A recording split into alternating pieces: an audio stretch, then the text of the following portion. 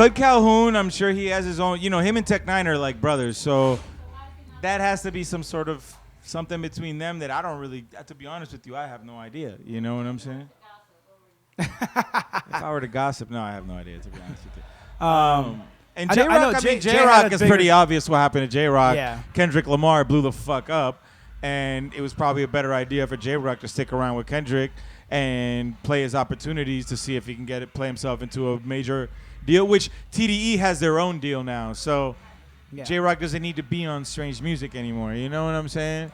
So I could totally understand from a business point of view why J-Rock left. You know, I don't think it was anything personal. It's just like, you know, Kendrick is a pop star. You know what I mean? Like, you got to go out and work, you know? That's where the money's going to be at. So, you know, that I don't hate on whatsoever. The Kutt Calhoun thing, I don't know. I mean,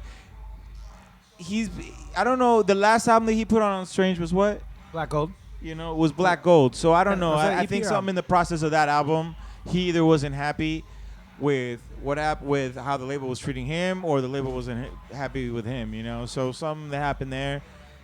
That's about as far as it can go. But we've seen him since then. He's cool.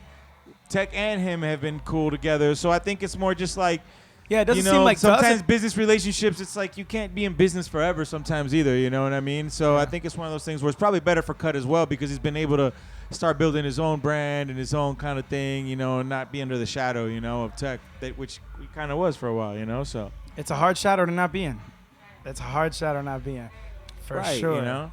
But for us, I feel like I mean we have a couple. It's been easier for us because our music is nothing like Tech-9's, you know what I mean? We're the most different, I feel like, on the label style-wise. We're the most far away from the label. We're like, you know, everyone's in the Midwest. We're all the way down in the Southeast, like at the tip of the country. So we're a little more incubated, you know? So we're a little, like, separated. But I feel like our vibe at Strange is cool. I feel like we have a couple more albums to do with Strange, and we're cool, man. We're vibing. We're having a good time. I try not to think about it too far ahead, because, like, when you're out on tours for 60 dates and you're doing projects and stuff, like, I get exhausted trying to think too far ahead. I just like try and focus on what we're doing right now, this album, this tour. Then maybe I'll start thinking about the next project a little bit, but I know we have at least a couple more albums to do with Strange before we even think about what's going next, you know, what's coming next. But it's been good for us so far. Yeah, Mayday's given us everything we wanted.